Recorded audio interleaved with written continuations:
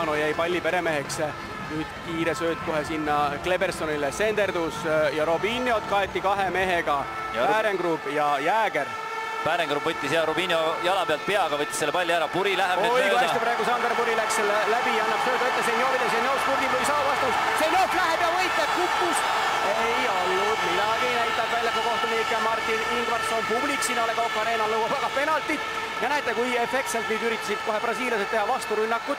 Õnneks kõik laabus ja keskvälja said eestlased kiiret kontrolli. Ja praegu super äärevahetus Jäägri poolt. Jah, Ragnar Klavanile, Lindpere. Nüüd on Lindpere hädas, Kaká tuleb ka juba kaitsetööd tegema appi, Klavan. Sai söödu Aranto, Klavan uuesti, nüüd on vaja Vassiljevile palli anda, hästi, nüüd on vaja mäng ära rahustada. Ja Puri näitabki, et on täiesti vaba ja saabki söödu. Saab söödu, kohe jookseb ka Santos temale, läheb Eesti meeskond, Sander Puri lööb kaugelt peale, üle värava oma meetri jagu.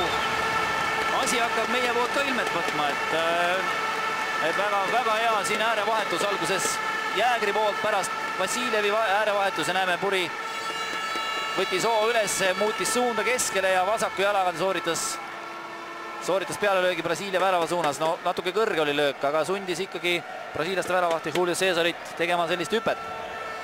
Ja näeme siis mitmes korduses seda Eesti koondise seni ainsat rünnakut värava keskel, teda Vassiljev taga. Hea sööt vabanenud Maikonile, näeme kui Maikon lööb ja ette posti ning see ei ole probleem praegu Sergei Bareiko jaoks ja Bareiko kiirelt palli kohe ette, nüüd põhiline mitte palli ära kaotada, saada see teine pall kätte ja näete, kui efektselt Luisao lükkas no see oli rohkem juhuslik, et ta niimoodi mängis. Ei saanud Julio Cesar palli kätte, igal juhul pall läks ja mängurünnaku õigus läks Eesti nüüd üritas jalge vahet mängida, Lucio tuleb, võidab keskpeale uuesti tagasi brasiilastele. Alustab rünnakut ja kohe Robinho, tema vastu on piiroja, brasiilastel on nüüd võimalus ja Luis Fabiano lööb. Noh, jah. Oma veast. No nii, 1-0 Brasiilia meeskond juhib ja Luis Fabiano.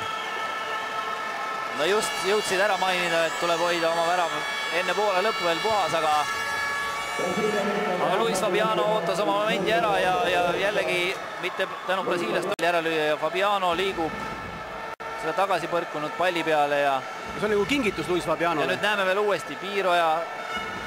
Pärengrub luges hästi situatsiooni, aga lõi selle palli vastu Kaká jalgu, et nüüd näeme väga veel paremini, et siin oli 3-4 varianti, kuhu oleks saanud selle palli veel paremini minema lüüa. Eesti koondise rünnak nüüd jätkub, me näeme seda kordust seal vahepeal, brasiilased said oma kaitseliini korda ja näete, kuidas Krugov võitleb seal. Ja Alves tahab siin ka hakkama hakata päris.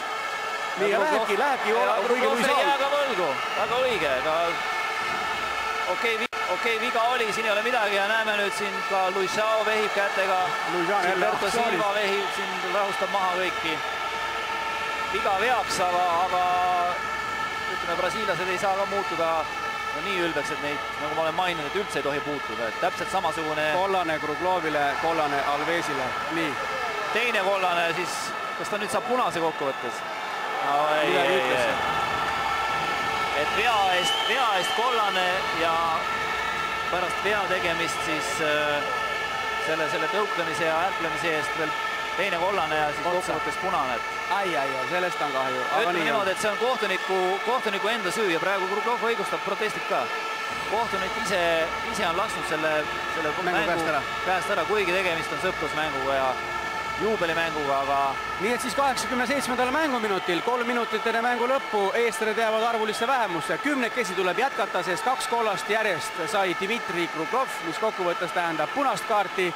Ja võt nii, lugesime välja seal sellest huulte liikumisest, mida ütles praegu Dani Alves. No eks... Ärme korda. Jaa, et... No vaatame olukorda siis veel kord.